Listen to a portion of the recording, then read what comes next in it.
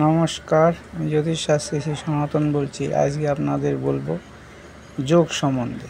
গ্রহ যোগ হলে জাতকের জীবনে কি কি ঘটনা ঘটতে পারে বা কি কি শুভ ফল লাভ হয়। এই যোগ সবার হয় না, বা সবসময় যোগ হলেই যে সব ভালো ফল দেবে বা খারাপ ফল দেবে। যোগের প্রভাব ভালো ফল দেয়, আবার যদি অশুভ গ্রহের দৃষ্টি সেই যোগের উপর থাকে তাহলে ভালো ফল অনেক সময় দিতে পারে না। তাই আজকে আপনাদের সঙ্গে আলোচনা করব যোগ নিয়ে, বিভিন্ন প্রকার যোগ। এই যোগের ফলে জাতকের জীবনে নানা রকম উন্নতি লাভ হয় বা জাতকের জীবনে সাফল্য আসে। যারা জ্যোতিষ শিখছেন, জ্যোতিষ আগ্রহী, জ্যোতিষ নিয়ে পড়াশোনা করছেন বা জ্যোতিষ নিয়ে প্র্যাকটিস করছেন নতুন, তাদের জন্য এই ভিডিওটা খুব উপকারী হবে। এবং যারা নিজের কুণ্ডলী নিজে দেখতে চান বা আপনার কুণ্ডলিতে এই যোগ আছে কি না, এই যোগ থাকলে আপনার কি ফল লাভ হতে পারে, অবশ্যই এই ভিডিওটা দেখলে জানতে পারবেন। আসুন আজকে দেখাই আপনাদের বিভিন্ন যোগের ফল। আগের দিন দেখিয়েছি 2-3টে যোগ, আজকে বলবো হচ্ছে ভদ্র যোগ। ভদ্র যোগ, ধরুন লগ্ন এটা মেষ লগ্ন। ভদ্র যোগ কি বলছে না, বুধ স্বক্ষেত্রস্থ উচ্চস্থ রাশির কেন্দ্র বা কোণস্থ হয়ে অবস্থান করলে ভদ্রযোগ হয়। বুধ রাশি, বুধ যদি মিথুনে থাকে তাহলে বুধ নিজের রাশি বলেছে স্বক্ষেত্র, মানে বুধ নিজের ক্ষেত্রেই আছে। বুধ যদি কন্যা থাকে তাহলে বুধ স্বক্ষেত্রে উচ্চ, কন্যাতে বুধ উচ্চ হয়, তাহলে বুধ উচ্চ ক্ষেত্রে আছে। কেন্দ্র বলতে এখানে বুধ, এখানে বুধ, এখানে বুধ, এখানে বুধ, 4টে কেন্দ্র। লগ্ন, চতুর্থ, সপ্তম আর হচ্ছে দশম, এই 4টে কেন্দ্র। কেন্দ্রে যদি বুধ থাকে, আর কি কোণস্থ, কোণ বলতে পঞ্চমে, এই পঞ্চম, নবম বুধ। আর লগ্নটা আছেই, কেন্দ্রও লগ্নকে কেন্দ্রও ধরা হয়, কোণও ধরা হয়।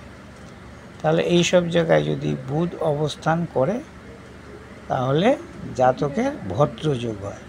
এর ফলে জাতক বুদ্ধিমান হয়, বাক চতুর হয়, মানে বুদ্ধির বলে সুকৌশলে বিভিন্ন অনেক কাজ জাতক হাসিল করতে পারে। তবে বুধ জন্মকালীন পাপ গ্রহর দ্বারা পীড়িত হলে বা অশুভ গ্রহের দৃষ্টি পেলে বুধের কিন্তু অশুভ ফল হয় এবং বুধের বুদ্ধিভ্রংশ হয়ে বহু কাজ নিজের দোষে নিজে নষ্ট করে ফেলে। তাহলে এটা হচ্ছে ভদ্রযোগ। ভদ্রযোগের ফলে এই কারণগুলো ঘটতে পারে, মানে বুধ দ্বারা ভদ্রযোগ ঘটে। এবার আসছি মালব্য যোগ। মালব্য যোগ কাকে বলে? মালব্য যোগ আপনার রাশিচক্রে কিরমভাবে সৃষ্টি হয়। মালব্য যোগ আমি মুছে দিলাম, মুছে দিলে দেখতে সুবিধা হবে বা বুঝতেও সুবিধা হবে। মালব্য যোগ হচ্ছে শুক্র যদি লগ্ন, চতুর্থ, সপ্তম, দশম স্বক্ষেত্রস্থ বা উচ্চ স্থানে থাকে তাহলে মালব্য যোগ হয়। তাহলে বুধ স্বক্ষেত্র বলতে কোথায়? বুধ নয়, শুক্র। এটা হচ্ছে মালব্য যোগ। শুক্র যদি এখানে থাকে শুক্র, তাহলে মালব্য যোগ হবে। শুক্র যদি কেন্দ্র বলতে প্রথম কেন্দ্র বলতে চতুর্থে থাকে শুক্র, তাহলে মালব্য যোগ হবে। শুক্র যদি সপ্তমে স্বক্ষেত্রে নিজের ঘরে, তাহলে মালব্য যোগ। দশমে শুক্র থাকলে মালব্য যোগ। আর কি বলছে? উচ্চস্থ, মিনে শুক্র উচ্চস্থ হয়, এতে থাকলেও জাতকের মালব্য যোগ হবে। এই যোগের ফলে জাতক যানবাহন যুক্ত হয়, সুন্দর গৃহ বলতে বাড়ির অধিকারী হয়, সুন্দর কান্তিমান চেহারা হয় জাতকের, অর্থবান, উচ্চশিক্ষিত এবং সুখী হওয়ার সম্ভাবনা থাকে যদি অশুভ গ্রহের কোনো দৃষ্টি এই শুক্রের উপর না পড়ে। তাহলে আপনার এই যোগটা থাকলে আপনার এই যে ফলগুলো কথা বললাম সে ফলগুলো ঘটতে পারে। আর যদি শুক্র আবার অশুভ নক্ষত্র কোনগুলো? অষ্টমপতির নক্ষত্র, দ্বাদশপতির নক্ষত্র, ষষ্ঠপতির নক্ষত্রে যাতে বা কুরগ্রহণ নক্ষত্র যদি না থাকে তাহলে এই যোগের ফলাফল আপনি শুভ হবে বা শুভ লাভ হবে। এবার আপনি বলছি শশযোগ কী করে হয় গ্রহচক্রে। এটা মুছে দিলে ভালো বোঝা যাবে।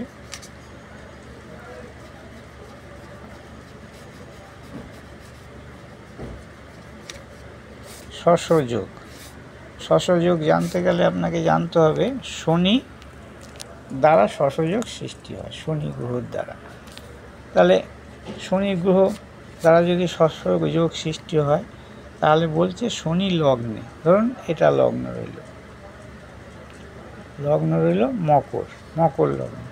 শনি যদি এখানে থাকে, শনি লগ্নে যদি থাকে, শনি চতুর্থে যদি থাকে, এই চতুর্থ শনি যদি এখানে থাকে, শনি সপ্তমে, এই যে শনি সপ্তমে, শনি দশমে, শুক্রের ঘরে দশমে যদি থাকে তাহলে জাতকের শশযোগ সৃষ্টি হয়। এটা বলছে হচ্ছে স্বক্ষেত্রস্থ, মানে আপনি যে শনি যেখানেই থাকুক না কেন স্বক্ষেত্র যদি হয়, সেটা যদি উচ্চ স্থান হয়, যেমন শুক্র ঘরে শনি উচ্চস্থ, এই যে দশমে শনি স্বক্ষেত্রস্থ হলো, এই কিন্তু ভীষণ ভালো ফল দেবে জাতক বা জাতিকে। যত না মেষে শনি নিচস্থ, কেন্দ্র বলছে কিন্তু স্বক্ষেত্র নয়, নিচস্থ, অর্থাৎ এইটা কিন্তু এই যোগটা কিন্তু জাতকে বা জাতিকা শুভ ফল দেবে না। এই শনি লগ্নে আছে নিজের স্বক্ষেত্রে, এইটাও কিন্তু জাতকে শুভ ফল দেবে। কিন্তু শনি কর্কটে যোগ হয়েছে শশযোগ, এটা কিন্তু জাতকে শুভ ফল না দিতে পারে, কারণ স্বক্ষেত্রস্থ উচ্চস্থ হলে ভালো ফল দেবে। আর একটা কথা হচ্ছে শনি উপর যেন কোনো অশুভ গ্রহ দৃষ্টি না পড়ে। অশুভ গ্রহ বলতে কারা? মঙ্গল, রাহু, মানে মঙ্গল হচ্ছে শনির বিপরীত গ্রহ, এবং রাহু দ্বারা যদি দৃষ্ট হয় এই শশযোগে তাহলে জাতকের যে শুভ ফলগুলো পাওয়ার আশা থাকবে না। তার ফলে কি জাতকের অশুভ ফলের ভাবটা বেশি দেখা যায়। যেরকম মঙ্গল বা রাহু দৃষ্ট হলে যেমন লাম্পট, বিকৃত যৌন জীবন, তারপরে চোর চামারি বা অন্য পরিস্থিতিতে আসক্তি, এইসব ঘটনা ঘটতে পারে যদি এই মঙ্গল বা রাহুর দ্বারা শনি দৃষ্ট হয়। এটা শশযোগ গেল। আপনাদের বলবো গুরুচণ্ডালী যোগ হলে কি হয়? যোগের যেমন ভালো আছে, যোগের আবার খারাপও আছে। খারাপ হচ্ছে ধরুন এই যে গুরুচণ্ডালী যদি কখন হয়, যে না বৃহস্পতি আর রাহু, ধরুন বৃহস্পতি আর রাহু, এইখানে বৃহস্পতি এইখানে রাহু, এটা গুরুচণ্ডালী যোগ হয়ে গেল। মানে বৃহস্পতি রাহু যদি একসঙ্গে থাকে, কিংবা বৃহস্পতি এখানে রইল, তার সপ্তমে রাহু রইল, বৃহস্পতির সপ্তমে রাহু, দেখুন এই বৃহস্পতি সপ্তমে রাহু, এই কারণে কি হলো না গুরুচণ্ডালী যোগ হলো। এই যোগের ফলে জাতক কি হবে না অশুভ ভাবটাই বেশি প্রকাশ পায়, জাতক নীতিভ্রষ্ট হয় এবং জ্ঞান বিদ্যার যে দম্ভ, যদি জ্ঞানী হয় জাতক তাহলে তার দম্ভ প্রকাশ করে এবং জাতকের নানা রকম মানে হঠাৎ রেগে যাওয়ার, মানে হঠাৎ বলে না, রেগে যায়, গুন্ডারা যেরকম হঠাৎ রেগে যায়, বা যাদের মাথা গরম হঠাৎ, এই গুরুচণ্ডালী যোগের ফলে এই ঘটনাগুলো কিন্তু ঘটে থাকে। এবার আপনাদের বলবো হচ্ছে ক্ষেত্র সিংহাসন যোগ। ক্ষেত্র সিংহাসন যোগ কীরকমভাবে তৈরি হয়? ক্ষেত্র সিংহাসন যোগ দশমপতি, ধরুন লগ্ন মেষ লগ্নই ধরুন, তাহলে মেষ লগ্নের দশমপতি হবে শনি। এই শনি যদি দশমই থাকলো কেন্দ্রে কিংবা নবমে, এই যে নবমে শনি যদি নবমে থাকে, মেষে নবমে শনি এখানে,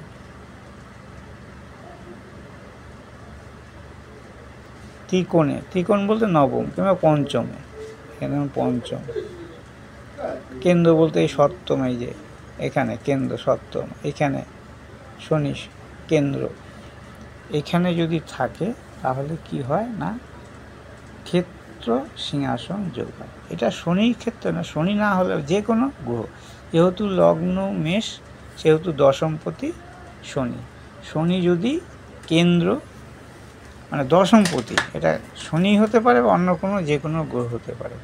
দশমপতি যদি দশমে থাকে, দশমপতি যদি লগ্নে থাকে, দশমপতি যদি চতুর্থ থাকে, দশমপতি যদি সপ্তমে থাকে, দশমপতি যদি নবমে থাকে, দশমপতি যদি পঞ্চমে থাকে, তাহলে ক্ষেত্র সিংহাসন যোগ হয়।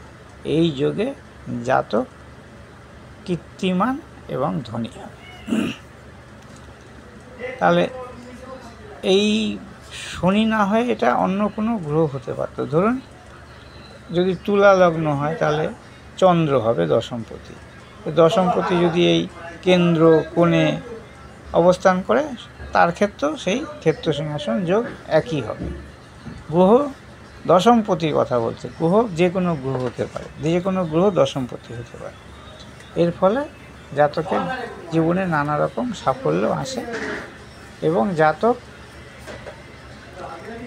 যদি অশুভ গ্রহ দৃষ্টি বর্জিত হয় এই দশমপতি, শুভ গ্রহর দৃষ্টি যদি প্রাপ্ত হয় তাহলে ফল আরও ভালো হয়।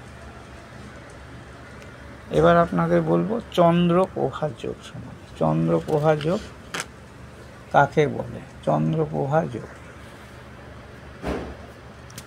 অনেকে এটা যে নবমপতি নবমে থাকলে, নবমপতি নবমে থাকলে চন্দ্রপ্রভা যোগ হয়। এটা মুছে দিই, মুছে দিলে আপনারা দেখতে সুবিধা হবে। ধরুন লগ্ন এই মেষ লগ্নই, লগ্ন যে কোনো লগ্ন হতে পারে, মেষ লগ্ন, নবমপতি কে হচ্ছে বৃহস্পতি, বলছে নবমপতি যদি নবমে থাকে তাহলে চন্দ্রপ্রভা যোগ হয়। এই যোগের ফলে জাতক জ্ঞানী গুণী রাজমান্য সুখী হয়, এবং তাহার কি হয় না তীর্থে মৃত্যু হয়। তীর্থে মৃত্যু নবমপতি নবমে থাকলে, মানে ভাগ্যপতি ভাগ্যস্থানে থাকলে চন্দ্রপ্রভা যোগ হয়। এই যোগের ফলে জাতক ওই বিভিন্ন জ্ঞানী মানী রাজমান্য সুখী এবং তীর্থে জাতকের মৃত্যু হবে, যদি বৃহস্পতির উপর অশুভ গ্রহর কোনো দৃষ্টি না পড়ে এই বৃহস্পতির উপর, এবং বৃহস্পতি যাতে অশুভ নক্ষত্রে না থাকে।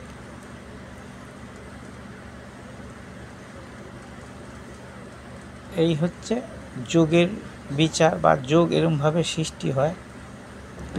আরও বিভিন্ন যোগ আছে, আপনাদের আমি এক ভিডিওতে দেখানো সম্ভব না, পরবর্তী আরেকটা ভিডিও বানাবো, সেটাতে বাকি যোগ যে আছে সেগুলো সম্বন্ধে আলোচনা করব।